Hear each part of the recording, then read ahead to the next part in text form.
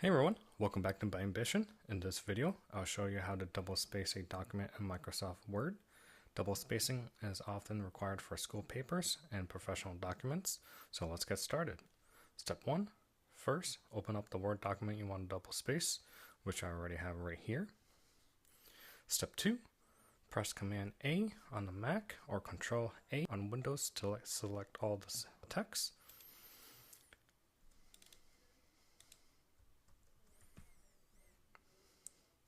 Or you can highlight the only part you want to change. Step 3, at the top, click the Home tab, then click the line and paragraph spacing button, which is going to be right here.